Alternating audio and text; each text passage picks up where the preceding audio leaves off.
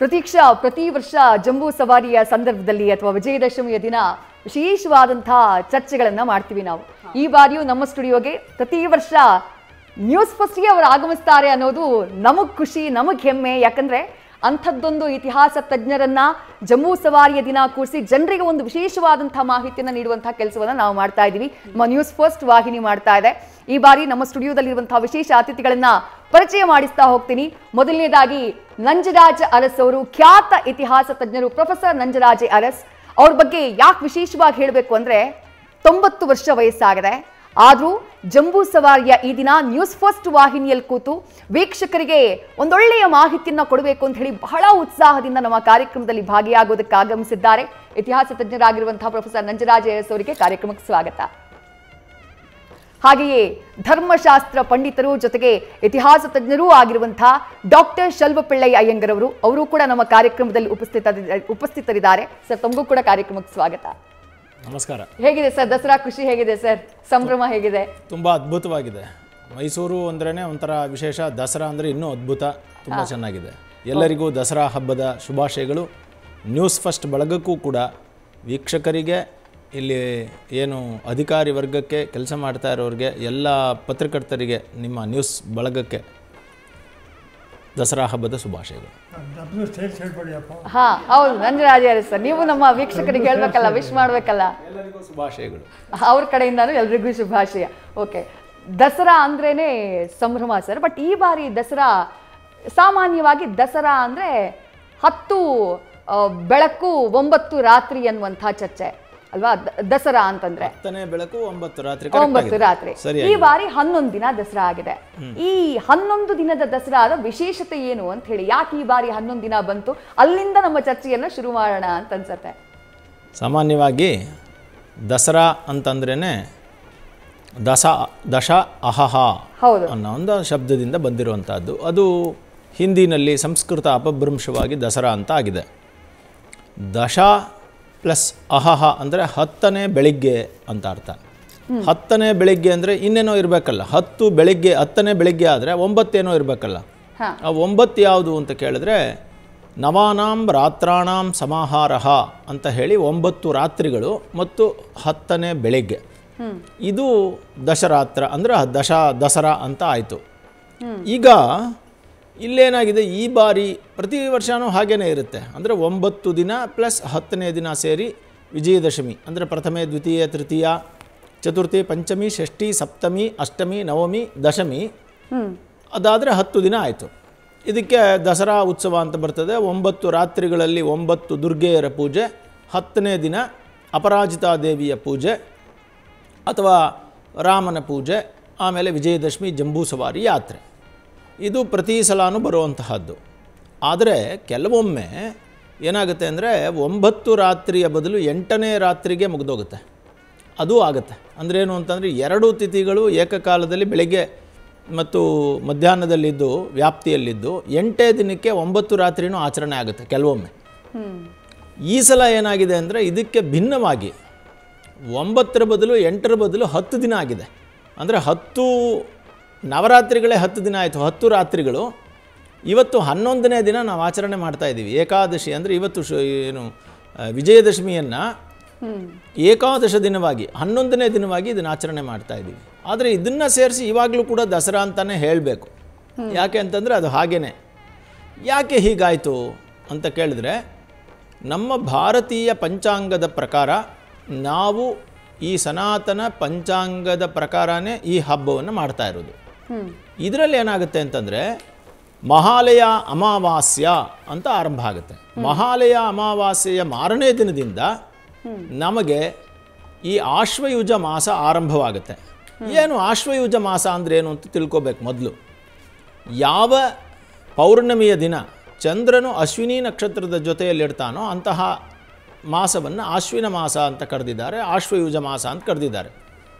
ಇದನ್ನು ಯಾರೋ ನಾವು ಮಾಡಿದ್ದಲ್ಲ, ಇದು ಪ್ರಕೃತಿಯಲ್ಲೇ ಇರುವಂತಹ ವಿಚಾರ. ಭಾರತೀಯ ಪಂಚಾಂಗದ ವಿಚಾರ ಏನು ಅಂತಂದರೆ ಯಾರೋ ಮಾಡಿದ ಅಥವಾ ಕ್ರಿಯೇಟ್ ಮಾಡಿದ್ದಲ್ಲ, ಇದು ಪ್ರಕೃತಿಯಲ್ಲೇ ವೈಜ್ಞಾನಿಕವಾಗಿರುವಂತಹದ್ದು. ಅಂದರೆ ಪೌರ್ಣಿಮೆಯ ದಿನ ಆಶ್ವಯುಜ ಮಾಸ, ಅಶ್ವಿನಿ ನಕ್ಷತ್ರ ಇದ್ದರೆ ಆಶ್ವಯುಜ ಮಾಸ ಆಗುತ್ತೆ. ಈಗೇನಾಗಿದೆ, ಪ್ರಥಮೆಯಿಂದ ನವರಾತ್ರಿನ ಆರಂಭಿಸಬೇಕು, ವಿಜಯದಶಮಿಯನ್ನು ವಿಜಯದಶಮಿ ದಿನ ಮಾಡಬೇಕು. ಈ ಸಲ ಏನಾಗಿತ್ತು ಅಂತಂದರೆ ವಿಜಯದಶಮಿ ಇವತ್ತಿದೆ, ಆದರೆ ಈ 9 ರಾತ್ರಿಗಳು ಅಂದರೆ ನವರಾತ್ರಿಗಳು ಪ್ರಥಮೆಯಿಂದ ನವಮಿ ತನಕ 10 ದಿನ ಬಂದಿದೆ. ಯಾಕೆ ಹೀಗಾಗಿದೆ ಅಂತ ಕೇಳಿದ್ರೆ ಪಂಚಮಿಯ ದಿನ 2 ಪಂಚಮಿ ಬಂದಿದೆ, ಹಾಗಾಗಿ 11 ದಿನ ಆಚರಣೆ ಆಗಿದೆ. ಅಂದರೆ ಆ ಪಂಚಮಿಯ ದಿನ ಅಂದರೆ 2 ಬೆಳಿಗ್ಗೆ ಹೊತ್ತು 2 ದಿನ ಬೆಳಿಗ್ಗೆಯಲ್ಲಿ ಪಂಚಮಿ ಇತ್ತು. ಸೊ ಹಾಗಾಗಿನೇ ಈ ಸಲ ಏನಾಗಿದೆ 11 ದಿನ ಆಯಿತು. ಇವತ್ತು ವಿಜಯದಶಮಿ ಸರಿಯಾಗೇ ಇದೆ, ನೆನ್ನೆನೂ ಮಹಾನವಮಿ ಸರಿಯಾಗೇ ಇದೆ, ಅಷ್ಟಮಿನೂ ಸರಿಯಾಗೇ ಇದೆ. ಆದರೆ ಪಂಚಮಿ ಮಾತ್ರ 2 ದಿನಗಳಲ್ಲೂ ವ್ಯಾಪ್ತಿ ಇದ್ದಿದ್ದರಿಂದ ಈ ಬಾರಿ ವಿಶೇಷವಾಗಿ 11 ದಿನಗಳ ಕಾಲ ದಸರಾ ನಡೀತಾ ಇದೆ. ಹಾಗಾಗಿ ಇದಕ್ಕೆ ದಸರಾ ಅಂತಾನೆ ಕರಿಬೇಕು. ಯಾಕಂದರೆ ಪಂಚಮಿ ತಿಥಿ ಅಂತಾನೆ ಹೆಸರು, ಇವತ್ತು ವಿಜಯದಶಮಿ ಅಂತಾನೆ ಹೆಸರು, ಆದರೆ 11 ದಿನ ಆಚರಣೆ ಮಾತ್ರ 11 ದಿನ ಆಗಿದೆ. ಓಕೆ, ಅದು ಈ ಬಾರಿಯ ವಿಶೇಷ, ಈ ಬಾರಿಯ ಅತ್ಯಂತ ವಿಶೇಷ ಇದೆ. ಸರಿ, ಮತ್ತೊಂದು ಏನಂದ್ರೆ ಇವಾಗ ದಸರಾ ಆರಂಭ ಆಗಿರೋದ್ರಿಂದ ನೀವೇ ಬರೆದಿರೋ ಒಂದು ಕಡೆ ಓದ್ತಾ ಇದೆ, ನೀವೇ ಹೇಳಿರೋ ಹಾಗೆ ಈಗ ದಸರಾದಲ್ಲಿ 2 ವಿಧ ಅಂತ ಹೇಳ್ಬೋದು. ಒಂದು ನಾಡಹಬ್ಬ ದಸರಾ ಸರ್ಕಾರದಿಂದ ಆಚರಿಸುವಂಥದ್ದು, ಮತ್ತೊಂದು ಸಾಂಸ್ಕೃತಿಕ ದಸರಾ ಅರಮನೆಯವರು ಆಚರಿಸುವಂಥದ್ದು. ನೀವು ಅರಮನೆಯನ್ನ ಜೊತೆಗೆ ರಾಜ ಮನೆತನವನ್ನ ರಾಜರನ್ನ ನೀವು ಹತ್ತಿರದಿಂದ ನೋಡಿದ್ರ, ನಿಮ್ಮ ಅವರ ಒಡನಾಟ ಇತ್ತು, ಹಾಗಾಗಿ ಕೇಳ್ತಾ ಇದ್ದೀನಿ. ನಮಗೆ ಈಗ ನಾಡಹಬ್ಬ ದಸರಾ ಆಚರಣೆ ಮಾಡೋದು, ಜಂಬೂ ಸವಾರಿ ಮಾಡೋದು, ಹೊರಗಡೆ ನಡೆಯುವಂತಹ ಕಾರ್ಯಕ್ರಮಗಳು ಗೊತ್ತು, ಆದರೆ ಅರಮನೆಯ ಒಳಗಡೆ ನಡೆಯುವಂತಹ ಸಾಂಸ್ಕೃತಿಕ ದಸರಾ ಯಾವ ರೀತಿಯಾಗಿ ನಡೆಯುತ್ತೆ ಅನ್ನೋದ್ರ ಬಗ್ಗೆ ಬಹಳಷ್ಟು ಜನರಿಗೆ ಗೊತ್ತಿಲ್ಲ. ಸೊ ಅದ್ರ ಬಗ್ಗೆ ತಿಳಿಸ್ಕೊಡ್ಬಹುದಾ? ಇದು ಸಾಂಪ್ರದಾಯಿಕ ದಸರಾ ಅಂತಂದರೆ ಏನು ಅಂತಂದರೆ ಅವರು ಸಹಜವಾಗಿಯೇ ಅರಮನೆಯ ಒಳಗಡೆ ಧಾರ್ಮಿಕ ಆಚರಣೆಗಳನ್ನು ನಡೆಸ್ತಾ ಬಂದಿದ್ದಾರೆ. ಆ ಧಾರ್ಮಿಕ ಆಚರಣೆಯ ಜೊತೆಯಲ್ಲಿ ಸಾಂಸ್ಕೃತಿಕ ಆಚರಣೆಗಳನ್ನು ಕೂಡ ಮಾಡ್ತಾ ಬರ್ತಾಯಿದ್ರು ಮೈಸೂರು ಅರಸರು. ಹಾಗಾಗಿನೇ ಈ ಅರಮನೆಯ ಒಳಭಾಗ ನಡೆಯುವಂತಹದ್ದೆಲ್ಲ ಬಹುತೇಕ ಧಾರ್ಮಿಕ ಆಚರಣೆಗಳು, ಆದರೆ ಹೊರಭಾಗದಲ್ಲಿ ನಡೆಯುವಂಥದ್ದೆಲ್ಲ ಒಂದು ಸಾಂಸ್ಕೃತಿಕ ದಸರೆಯ ಭಾಗಗಳಾಗಿದ್ವು. ಈಗ ಏನಾಯಿತು, ಸರ್ಕಾರ ನಾಡಹಬ್ಬವನ್ನಾಗಿ ಇದನ್ನು ತೀರ್ಮಾನಿಸಿ 1973ರ ನಂತರ ನಾಡಹಬ್ಬವಾಗಿ ಆಚರಿಸ್ಕೊಂಡು ಬಂದಿದೆ. ಹಾಗಾಗಿ ಹೊರಭಾಗದ ಆಚರಣೆಗಳೆಲ್ಲವನ್ನೂ ಕೂಡ ಇವತ್ತು ಏನು ಸಂಗೀತ ಇರ್ಬೋದು, ಕುಸ್ತಿ ಇರ್ಬೋದು, ಅಥವಾ ಯೋಗ ದಸರಾ ಇರ್ಬೋದು, ಕವಿಗೋಷ್ಠಿ ಇರ್ಬೋದು, ಇದನ್ನೆಲ್ಲ ಆಯೋಜಿಸ್ತಾ ಇರೋದು ಸರ್ಕಾರ. ಮತ್ತು ಆ ಜಂಬೂ ಸವಾರಿ ಮೆರವಣಿಗೆಯನ್ನು ಆಯೋಜಿಸ್ತಾ ಇರೋದು ಕೂಡ ಸರ್ಕಾರವೇ. ಸೊ ಹಾಗಾಗಿ ಅದು ಸಾಂಸ್ಕೃತಿಕ ದಸರಾ ಭಾಗವಾಗಿದೆ. ಮತ್ತು ಅದಕ್ಕೂ ಅರಮನೆಯ ಸಂಪ್ರದಾಯದ ದಸರಾಗೂ ಯಾವುದೇ ಸಂಬಂಧ ಇಲ್ಲ. ಅದೇ ಥರ ಅರಮನೆಯ ಒಳಭಾಗದಲ್ಲಿ ನಡೆಯುವಂತಹ ಈ 9 ದಿನಗಳ ಆಚರಣೆ ಮತ್ತು ವಿಜಯದಶಮಿಯ ಜಂಬೂ ಸವಾರಿ ಮೆರವಣಿಗೆ, ಅಂದರೆ ಅರಮನೆಯಲ್ಲೇ ಮಾಡ್ಕೊಳ್ಳುವಂತಹ ಮಹಾರಾಜರೇ ಮಾಡ್ಕೊಳ್ಳುವಂತಹ ಮೆರವಣಿಗೆ, ಇದು ಅವರ ಒಂದು ಧಾರ್ಮಿಕ ಕಟ್ಟುಪಾಡುಗಳೇನಿದ್ವು 1610ರಲ್ಲಿ ರಾಜ ಒಡೆಯರ್ರವರು ಶ್ರೀರಂಗಪಟ್ಟಣದಲ್ಲಿ ಏನನ್ನು ಆರಂಭಿಸಿದ್ರು ಅದೇ ಪದ್ಧತಿಯಲ್ಲಿ ಅವ್ರು ನಡೆಸ್ಕೊಂಡು ಹೋಗ್ತಾ ಇದ್ದಾರೆ. ಅದರಲ್ಲಿ ಹೆಚ್ಚು ಪಾಲು ಧಾರ್ಮಿಕ ಆಚರಣೆಗಳಿವೆ.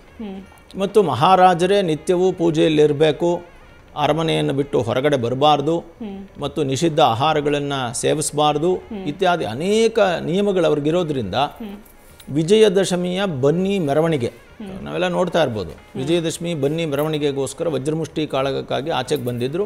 ಪಟ್ಟದ ಕತ್ತಿಯನ್ನು ಅವರೇ ಹಿಡ್ಕೊಂಡು, ನೀವೆಲ್ಲ ಸ್ಕ್ರೀನಲ್ಲಿ ನೋಡ್ತಾ ಇದ್ದೀರಿ, ಅವರೇ ಖಾಸ್ ಅಂತ ಹೇಳ್ತೀವಿ. ಖಾಸ್ ಅಂತಂದರೆ ಅವರೇ ಸ್ವತಃ ಅಂತ. ಪರ್ಷಿಯನ್ ಶಬ್ದಗಳು ಜಾಸ್ತಿ ಇದ್ದಾವೆ, ಯಾಕೆಂದರೆ ಪರ್ಷಿಯನ್ ಆಡಳಿತಕ್ಕೆ ಒಳಗಾಗಿತ್ತು ಅವ್ರದ್ದು.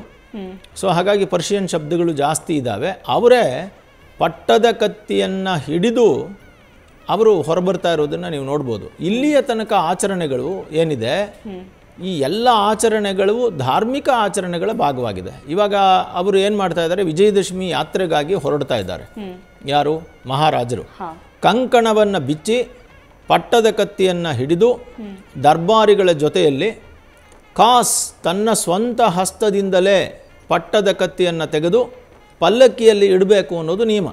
ಯಾಕಂದರೆ ಪಟ್ಟದ ಕತ್ತಿಯ ಜೊತೆಯಲ್ಲಿ ಆಯುಧಗಳ ಜೊತೆಯಲ್ಲಿ ಇವಾಗ ಇದಕ್ಕೆ ಹೋಗ್ಬೇಕು ಅವರು, ಇಲ್ಲಿ ಬನ್ನಿ ಮಂಟಪಕ್ಕೆ. ಹಿಂದೆ ಬೇರೆ ಬನ್ನಿ ಮಂಟಪಕ್ಕೆ ಹೋಗ್ತಾ ಇದ್ರು, ಈಗ ಅವರು ಭುವನೇಶ್ವರಿ ತಾಯಿಯ ದೇವಸ್ಥಾನಕ್ಕೆ ಹೋಗ್ತಾ ಇದ್ದಾರೆ. ಸೊ ಆದರೆ ಇದಕ್ಕೂ ವಿಜಯದಶಮಿ ಯಾತ್ರೆ, ವಿಜಯದಶಮಿ ಮೆರವಣಿಗೆ ಜಂಬೂ ಸವಾರಿ ಅಂತಲೇ ಹೆಸರು. ಯಾಕೆಂದರೆ ಅವ್ರು ಹೋಗ್ತಾ ಇರೋದೇ ಜಂಬೂ ಸವಾರಿಗಾಗಿ. ಜಂಬೂ ಅಂದರೆ ಆನೆ ಅಂತಲ್ಲ, ಜಂಬಿ ಅಂತಂದರೆ ಬನ್ನಿ ಮರ ಅಂತ. ಆ ಬನ್ನಿ ಮರದ ಯಾತ್ರೆಗೆ ಅವ್ರು ಹೋಗ್ತಾ ಇದ್ದಾರೆ. ಹಾಗಾಗಿ ಜಂಬಿ ಸವಾರಿ ಅಥವಾ ಜಂಬೂ ಸವಾರಿಗಾಗಿ ಅವ್ರು ಹೋಗ್ತಾ ಇದ್ದಾರೆ. ನೋಡಿ, ಚಿನ್ನದ ಪಲ್ಲಕ್ಕಿಯಲ್ಲಿ ತಮ್ಮ ಪಟ್ಟದ ಕತ್ತಿ ಮತ್ತು ತಮ್ಮ ಪೂರ್ವಿಕರಿಂದ ಬಂದಂತಹ ಆಯುಧಗಳನ್ನು ಅಲ್ಲಿಟ್ಟು ಹೋಗ್ತಾರೆ. ಈ ಎಲ್ಲ ಆಚರಣೆಗಳು ಅತ್ಯಂತ ಧಾರ್ಮಿಕ ಸ್ವರೂಪದ್ದು. ಸೊ ಹಾಗಾಗಿ ಇದು ಸಾಂಪ್ರದಾಯಿಕ ದಸರಾ ಅಂತ ಮಹಾರಾಣಿಯವರು ಅಂದರೆ ರಾಜಮಾತೆಯವರು ಕ್ಲೇಮ್ ಮಾಡಿದ್ದಾರೆ. ನಮ್ಮದು ಸಾಂಪ್ರದಾಯಿಕ ದಸರಾ, ಸರ್ಕಾರದ್ದು ನಾಡಹಬ್ಬ ದಸರಾ, ಸಾಂಸ್ಕೃತಿಕ ದಸರಾ, ಅಲ್ಲಿ ಯಾರು ಬೇಕಾದರೂ ಬರ್ಬೋದು ಅನ್ನೋದು. ಇದರಲ್ಲಿ ಬೇರೆಯವ್ರು ಬರೋಕ್ಕಾಗೋದಿಲ್ಲ. ಇದರಲ್ಲಿ ರಿಸ್ಟ್ರಿಕ್ಷನ್ಸ್ ಇದೆ. ಮಹಾರಾಜರೇ ಪೂಜೆಗಳನ್ನು ಮಾಡಬೇಕು ಅನ್ನೋದೇ ನಿಯಮ. ಈ ಸಮಯದಲ್ಲಿ ಇನ್ನೊಂದು ಮಾತನ್ನು ಹೇಳಬೇಕು, ಅರಮನೆಯಲ್ಲಿ ಪ್ರತಿದಿನದ ಪೂಜೆಗೆ ಬೇರೆ ಬೇರೆ ಪುರೋಹಿತರೆಲ್ಲ ಇದ್ದಾರೆ. ಆದರೆ ಈ ದಸರಾ ಸಂದರ್ಭದಲ್ಲಿ ಮಾತ್ರ ಮಹಾರಾಜರೇ ತಾವೇ ಪೂಜೆಗಳನ್ನು ಮಾಡ್ತಾರೆ. ವಿವರಣೆಯನ್ನು ಕೊಡಬಹುದಾ ಅಂತೇಳಿ ನೋಡಿ, ಆ ದೃಶ್ಯಗಳನ್ನು ನಾವು ಗಮನಿಸ್ತಾ ಇದ್ದೀವಿ ಸರ್. ರಂಜರಾಜ್ ಸರ್, ಆಯುಧಗಳ ಬಗ್ಗೆ ಹೇಳಬೇಕು ಅಂತ ಇದ್ದಾರೆ. ಏನೇನು ಆಯುಧಗಳನ್ನು ಅಲ್ಲಿ ಇಡ್ಲಾಗ್ತಾ ಇದೆ ಅಂತ ಹೇಳಿ. ಈಗ ಆಯುಧ ಪೂಜೆಗೆ ಯದುವೀರ್ ಒಡೆಯರು ಟೇಬಲ್ ಮೇಲೆ ಕತ್ತಿ ಇವೆಲ್ಲ ಜೋಡಿಸ್ತಾ ಇದ್ದಾರೆ. ಧಾರ್ಮಿಕ ಆಚರಣೆ ನವರಾತ್ರಿ, ಇವರು ಸಾಂಸ್ಕೃತಿಕ ಸೇರಿಸ್ಕೊಂಡು ಹೇಳಿದ್ರು.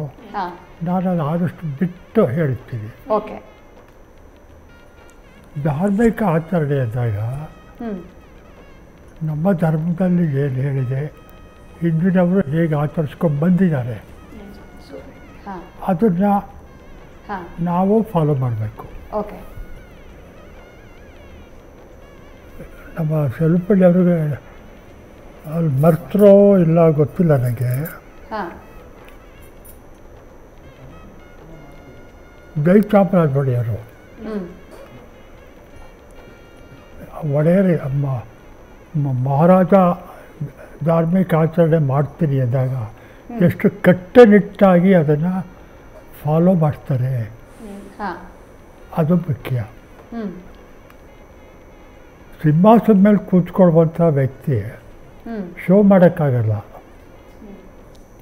ಅದು ಸಿಗರೇಟ್ ಸೇದ್ಬಿಟ್ಟು ಅದು ಬಿಸಾಕ್ಬಿಟ್ಟು ಬಂದು ಸಿನಿಮಾದಲ್ಲಿ ಕೂತ್ಕೊಳ್ತಾನೆ ಅಂತ ಹೇಳೋಕ್ಕಾಗಲ್ಲ. ಅದು ಸಿನಿಮಾ ಶೂಟಿಂಗಲ್ಲಿ ಮಾಡ್ತಾರೆ. ಅರಮನೆಯಲ್ಲಿ ಧಾರ್ಮಿಕವಾಗಿ ಅತ್ಯಂತ ಕಟ್ಟುನಿಟ್ಟಾಗಿ ಫಾಲೋ ಮಾಡೋರು ಮಹಾರಾಜರು. ಒಂದು ಶುಭ ಮುಹೂರ್ತದಲ್ಲಿ ಕಗ್ನ ಕಟ್ಕೊತಾರೆ. ಪ್ರತಿಯೊಂದಕ್ಕೂ ವೈದಿಕ ಆಚರಣೆಯಲ್ಲಿ ಪರಿಣತಿ ಇರೋರು ನಮ್ಮ ಸ್ನೇಹಿತರಂಥವ್ರು, ನನ್ನಂಥವ್ರಲ್ಲ, ಇವರಂಥವ್ರು. ಮುಹೂರ್ತ ಗಳಿಗೆ ಫಿಕ್ಸ್ ಮಾಡ್ತಾರೆ, ಇಷ್ಟೇ ಹೊತ್ತಲ್ಲಿ ಆಗಬೇಕು. ಈಗ ಹಾಗಂತ ಹೇಳಿ ಅವರು ಕರ್ಕೊಂಡೋಗಿ ಪೂಜೆ ಮಾಡಿಸಿ, ಆತ್ಮವಿಲಾಸ ಗಣಪತಿ ಇದೆ, ಚಾಮುಂಡೇಶ್ವರಿ ಅರಮನೆ ಒಳಗೆ, ಅದಕ್ಕೆಲ್ಲ ಪೂಜೆ ಮಾಡಿ ಕಗ್ನ ಕಟ್ಕೊಂಡ್ಮೇಲೆ ಆತ ಯಾರೇ ಆಗಲಿ ಕಗ್ನ ಕಟ್ಕೊಂಡವನು ಮಹಾರಾಜ ಮಹಾರಾಣಿ ಅನಿಸ್ಕೊಂಡವಳು. ಆ ಧಾರ್ಮಿಕ ಆಚರಣೆಯಾಗ ಚೌಕಟ್ಟನ್ನು ಬಿಟ್ಟು ಬೇರೆ ಕೆಲಸ ಮಾಡೋದಿಲ್ಲ. ಈಗ ಮಾಂಸಾಹಾರಿ ಊಟದಲ್ಲಿ ಆಸಕ್ತಿ ಇದೆ ಅಂತ ಅಂದ್ಕೊಳ್ಳ, ಸಿಗರೇಟ್ ಸೇರಿದ್ದು ಚಪ್ಪಲ ಇದೆ. ಕಂಕಣ ಕಟ್ಕೊಂಡ್ಮೇಲೆ ಕಂಕಣ ವಿಸರ್ಜನೆ ಮಾಡುವವರೆಗೆ ಒಂದನ್ನೂ ಮುಟ್ಟುವಾಗಿಲ್ಲ. ಪೂಜೆ ಮಾಡೇ ತಿಂಡಿ ತಿನ್ನಬೇಕು, ಊಟ ಮಾಡಬೇಕು. ಖುಷಿ ಬಂದಾಗ ಕಾಫಿ ತಗೊಳ್ಪ ಹೇಳೋಕ್ಕಾಗಲ್ಲ. ಆಮೇಲೆ ಇವರು ಪಟ್ಟದ ಕತ್ತಿ ಹೇಳಿದ್ರು. ಕಂಕಣ ಕಟ್ಕೊಂಡ ಪಟ್ಟಾಧೀಶ ಮಹಾರಾಜನಿಗೆ ಏನು ಸ್ಥಾನ ಇದೆ, ಅದೇ ಸ್ಥಾನಮಾನ ಪಟ್ಟದ ಕತ್ತಿ, ಪಟ್ಟದ ಆನೆ, ಪಟ್ಟದ ಕುದುರೆ, ಪಟ್ಟದ ಹಸು ಇಷ್ಟಕ್ಕೂ ಉಂಟು. ನಾಲ್ಕು ಒಂದೇ ಸ್ಟೇಟಸ್ಸು, ಮಹಾರಾಜನ ಕೊಟ್ಟು ಸ್ಟೇಟಸ್ಸೇ. ಜಯಚಾಮರಾಜ ಒಡೆಯರು 1970ರಲ್ಲಿ ಕಾರಣ ಅಂತ ಬೇರೆ ಏನೋ ಕಾರಣ ಇವೆ. ನಾನು ಸಿಂಹಾಸನದಲ್ಲಿ ಕೂರೋದಿಲ್ಲ ಅಂದರು. ಆದರೆ ಸಿಂಹಾಸನ ಮನೆಯಲ್ಲಿ ಇರೋದ್ರಿಂದ ಅದಕ್ಕೆ ಸಂಬಂಧಪಟ್ಟ ಆಚರಣೆಗಳು ಆಗಲೇಬೇಕು. ಹೌದು, ಎತ್ತಿಡಕ್ಕಾಗೋಲ್ಲ ಅದನ್ನು. ನವರಾತ್ರಿ ಬಂದಾಗ 9-10 ದಿನಗಳ ಆಚರಣೆ ಆಗೇ ತೀರಬೇಕು. ಕಂಕಣ ಕಟ್ಕೊಂಡು ಮೈ ದರ್ಬಾರಿಂದ ಅಂಬಾವಿಲಾಸಕ್ಕೆ ಅದನ್ನು ಸ್ಥಳಾಂತರ ಮಾಡಿದ್ರು ಸಿಂಹಾಸನ. ಜನಗಳು ಎದುರು ಮಾಡೋಲ್ಲ. ನಾನು ಕೂತ್ಕೊಳ್ಳೋದಿಲ್ಲ ಸಿಂಹಾಸನದಲ್ಲಿ. ನಾನೊಬ್ಬ ಸಾಮಾನ್ಯವಾದ ನಾಗರಿಕ. ರಾಜಧಾನಿ ರದ್ದಾದ ಮೇಲೆ ಇಂದಿರಾ ಗಾಂಧಿಯವರು ಮಾಡ್ತಾರೆ. 1969 ಅಕ್ಟೋಬರ್ಲಿ ಅವ್ರು ಕೊನೆಯದು ಕೂತದ್ದು. 70 ಕೂರೋಲ್ಲ ಅಂದರು. ಅಂಬಾವಿಲಾಸಕ್ಕೆ ಸ್ಥಳಾಂತರ ಮಾಡಿದ್ರು. ಒಂದೇ ಒಂದು ನಿಮಿಷ ಸಿಂಹಾಸನ ಜೋಡಿಸಿದ್ರು. ಒಂದು ನಿಮಿಷ ಅವ್ರಿಗೆ ಇದನ್ನು ಏನಂತಂದರೆ ಒಂದೇ ಒಂದು ನಿಮಿಷ ಅದು ಮೆರವಣಿಗೆ ನೀವು ಕಂಟಿನ್ಯೂ ಮಾಡೋರಂತೆ ನನಗೇನೋ ಹೇಳಬೇಕು ಅಂತ ಅನ್ನಿಸ್ತು. ಇಲ್ಲಿ ಮುಂದ್ಗಡೆ ಇವಾಗ ಹೋಗ್ತಾ ಇರೋದು ವಿಜಯದಶಮಿ ಜಂಬೂ ಸವಾರಿ ಯಾತ್ರೆಗೆ ಯದುವೀರ ಕೃಷ್ಣದತ್ತ ಚಾಮರಾಜ ಒಡೆಯರವರು ಹೊರಟಿದ್ದಾರೆ. ಅವರ ಜಂಬೂ ಸವಾರಿ ಯಾತ್ರೆ ನಡೀತಾ ಇದೆ ಇವಾಗ. ಅಂದರೆ ಅವರು ಅರಮನೆಯಿಂದ ಹೊರಗಡೆ ಬಂದಾಯಿತು. ಇದನ್ನು ನಾವು ಅಲ್ಲಿ ಪೊಲೀಸ್ ಬ್ಯಾಂಡ್ ಅಂತ ಕರಿತೀವಿ, ಬಟ್ ಅರಮನೆ ಬ್ಯಾಂಡ್ ಅಂತಾನೂ ಕೂಡ ಕರಿತೀವಿ. ಅದೇ ವಾದ್ಯದ ಗೋಷ್ಠಿ ಎಲ್ಲ ಅವ್ರು ಹೋಗ್ತಾ ಇದ್ದಾರೆ. ಮತ್ತು ಅವರು ಪಲ್ಲಕ್ಕಿಯಲ್ಲಿ ಎಲ್ಲ ಆಯುಧಗಳನ್ನು ಇಡಲಾಗಿದೆ. ಅಂದರೆ 32 ಆಯುಧಗಳಿರ್ತವೆ ಅದರಲ್ಲಿ. 32 ಆಯುಧಗಳು ಅಂದರೆ ಕೃಷ್ಣರಾಜ ಒಡೆಯರವರು ಬಳಸ್ತಾ ಇದ್ದಿದ್ದು ಪಟ್ಟದ ಕತ್ತಿ ವಿಜಯನಗರದಿಂದ ಬಂದಿರುವಂಥದ್ದು. ಈ ರೀತಿಯಾದ 32 ಆಯುಧಗಳನ್ನು ಇಟ್ಕೊಂಡಿದ್ದಾರೆ. ಅದಲ್ಲದೆ ಮುಂದುಗಡೆ ಹೀಗೆ ಬಟ್ಟೆಯನ್ನು ಬೀಸ್ತಾ ಇದ್ರು. ನೀವು ನೋಡಿದ್ರೆ ಅದು ಲೈವಲ್ಲಿ ಹೋಗ್ತಾ ಇತ್ತು ಆವಾಗ. ಅದನ್ನು ಉದಾಸ್ ಪಾವಡೆ ಅಂತ ಹೇಳ್ತಾರೆ. ಸೊ ಅಂದರೆ ಬಟ್ಟೆಗಳನ್ನು ಮುಂದುಗಡೆ ಹಾಕುವಂತಹದ್ದು. ಈಗ ರಾಜ ಬರ್ತಾ ಇದ್ದಾರೆ ಅನ್ನುವಂತಹ ಸೂಚನೆ. ಕೆಲವರೆಲ್ಲ ನನಗೆ ನೋಡ್ತಾ ಇದ್ದಾಗ ಕೆಲವರು ಕಾಮೆಂಟ್ ಮಾಡ್ತಾರೆ, ನಾನು ನೋಡಿದ್ದೀನಿ ಈ ವಿಡಿಯೋಗಳಿಗೆಲ್ಲ, ಛತ್ರಿ ಹಾಕಿ ಅಂತಂದರೆ ದೂರದಲ್ಲಿ ಹಾಕ್ತಾ ಇದ್ದೀರಲ್ಲಪ್ಪ, ಮಹಾರಾಜರಿಗೆ ಹಾಕಿ ಚಾಮರಾನ ಅಂತ ಎಲ್ಲ ಹೇಳ್ತಾರೆ. ಅದು ಚಾಮರ ಅಲ್ಲ, ಅದು ಉದಾಸ್ ಪಾವಡೆ ಅಂತ ಹೇಳಿ ಬಣ್ಣಗಳಿಂದ ಹಾಕಿದ್ದನ್ನು ಬಟ್ಟೆನ ಬಿಚ್ಚಿದಾಗ ಅಲ್ಲಿ ರಾಜ ಬರ್ತಾ ಇದ್ದಾರೆ ಅನ್ನುವಂತಹ ಸೂಚಕ. ಅದು ಜನಕ್ಕೆ ಅರ್ಥ ಆಗಲಿ ಅಂತ. ಬಟ್ ಕೆಲವರು ಅದನ್ನು ಅದು ಚಾಮರ ಅಂತ ಅಂದ್ಕೊಂಡಿದೆ. ಚಾಮರ ಅಲ್ಲ, ಅದು ಚಾಮರ ಬೇರೆ ಇದೆ. ಛತ್ರ, ಚಾಮರ, ಕಾಳಾಂಜಿ, ಸುಮಾನಗಿರಿ ಅವೆಲ್ಲ ಬೇರೆ ಇದೆ. ಏಟು ಪಾವಡೆ ಇವೆಲ್ಲ ಬೇರೆ ಬೇರೆ ಇದೆ. ಹಾಗೆ ಇದ್ರ ಜೊತೆಯಲ್ಲಿ ಭುವನೇಶ್ವರಿ ದೇವಸ್ಥಾನಕ್ಕೆ ಬರ್ತಾ ಇದ್ದಾರೆ. ಆ ಮೆರವಣಿಗೆ ಅಲ್ಲಿ ಆಗ್ತಾ ಇರೋದು ನೀವು ಲೈವಲ್ಲಿ ನೋಡ್ತಾ ಇರೋದು. ಎಲ್ಲ ವೀಕ್ಷಕರು ಲೈವಲ್ಲಿ ನೋಡ್ತಾ ಇರೋದು ಯದುವೀರ ಕೃಷ್ಣದತ್ತ ಚಾಮರಾಜ ಒಡೆಯರವರ 2025ನೇ ಜಂಬೂ ಸವಾರಿಯ ಒಂದು ನೇರ ದೃಶ್ಯಗಳು ಅನ್ನೋದು ನಾನು ಹೇಳಬೇಕಾಗಿತ್ತು. ಸರ್ ಕಂಟಿನ್ಯೂ ಮಾಡಿ. ತಾವು ನೇರ ದೃಶ್ಯ ನೋಡ್ತಾ ಇದ್ದಾರೆ. ನೇರ ದೃಶ್ಯಕ್ಕೆ ನಾನು ಬರೋದಿಲ್ಲ ಅಂತ ವ್ಯಕ್ತಿ ಅಂದ್ಬಿಟ್ರೆ, ಚಾಮರಾಜ ಒಡೆಯರು 1970ರಲ್ಲಿ ಇಂದಿರಾ ಗಾಂಧಿಯವರು ಪ್ರಧಾನಮಂತ್ರಿಯವರು ಅವ್ರಿಗೆ ಬರ್ತಾ ಇದ್ದಂಥ ರಾಜಧನವನ್ನು ರದ್ದು ಮಾಡಿ ಅವರು ಶ್ರೀಸಾಮಾನ್ಯ ಅಂತಾದಾಗ ಸಿಂಹಾಸನದ ಮೇಲೆ ಕೂತ್ಕೊಳ್ಳೋ ಹಕ್ಕು ನನಗಿದೆ, ಯಾಕೆಂದರೆ ನಮ್ಮ ವಂಶದಿಂದ ಬಂದಿರೋದು. ಆದರೆ ನೈತಿಕತೆ ಇದೆಯಾ? ರಾಷ್ಟ್ರದ ಕಾನೂನು, ಇಂದಿನ ಕಾನೂನಿನ ಪ್ರಕಾರ ನಾನು ಕೂತ್ಕೊಳ್ಳೋಗಿಲ್ಲ. ಕಾನೂನು ಬೇಡ ಅಂತ ಹೇಳಲ್ಲ, ಅದು ನೈತಿಕತೆ. ಅದಕ್ಕೆ ಅವ್ರು ಕೂತ್ಕೊಳ್ಳಲ್ಲ ಅಂದರು. ಆದರೆ ಸಿಂಹಾಸನ ಇರೋದ್ರಿಂದ ಅದಕ್ಕೆ ಸಂಬಂಧಪಟ್ಟಂಥ ಕೆಲಸ ಕಾರ್ಯಗಳಾಗಲೇಬೇಕು.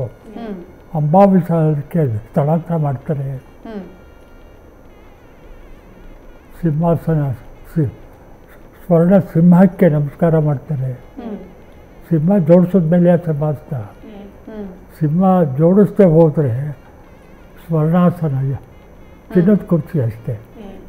ಕಳಶ ಪೂಜೆ ಮಾಡ್ತಾರೆ. ಆಮೇಲೆ ತಮ್ಮ ಪರವಾಗಿ, ತಮ್ಮ ಪ್ರತಿನಿಧಿಯಾಗಿ ಪಟ್ಟದ ಕತ್ತಿಯನ್ನು ಸಿಂಹಾಸನದ ಮೇಲೆ ಇಡ್ತಾರೆ. ಅಷ್ಟೇ ಸ್ಥಾನಮಾನ, ಗೌರವ ಪಟ್ಟದ ಕತ್ತಿಗೂ ಇದೆ, ಪಟ್ಟದ ಕುದುರೆಗೂ ಇದೆ, ಪಟ್ಟದ ಆನೆ ಹಸುಗೂ ಇದೆ. ಇಲ್ಲಿ ಆಚರಣೆ ಆಗಬೇಕು. ಆದರೆ ನನ್ನ ಸ್ಥಾನ ಏನದರಲ್ಲಿ? ಅದು ಪ್ರಶ್ನೆ ಆಗುತ್ತೆ. ಆಮೇಲೆ ಪಟ್ಟದ ಕತ್ತಿ ಇಟ್ಟರು, ಬೆಳಗಿನ ಪೂಜೆ ಎಲ್ಲ ಮಾಡಿದ್ರು. ಸಾಯಂಕಾಲಕ್ಕೆ ಕಂಕಣ ಬಿಚ್ಚಿಬಿಟ್ಟು ಹಾ. ಮಗ ಯದುವೀರ ಶ್ರೀಕಂಠದತ್ತ ಶ್ರೀಕಂಠದತ್ತ ಹಾ. ಇನ್ನು ಬಾಕಿ ಕೆಲಸ ನೀನು ಮಾಡ್ಕೋ ಹ್ಮ್ ಅಂಥೇಳಿ ಗುಂಡ್ಲುಪೇಟೆಗೆ ಹೊರಟೋದ್ರು. ಹ್ಮ್ ಹ್ಮ್ ಹ್ಮ್ ಹ್ಮ್ ಬೇಜಾರಾಗಿತ್ತು.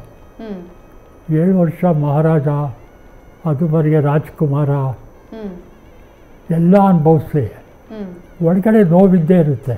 ಹೌದು.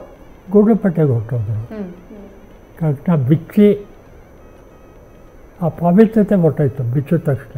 ಹೌದು. ಶ್ರೀಸಾಮಾನ್ಯನೇ ಹೋದರು. ಹ್ಮ್ ಮತ್ತು 5 ಪೂಜೆ ದಿನ ಬಂದರು.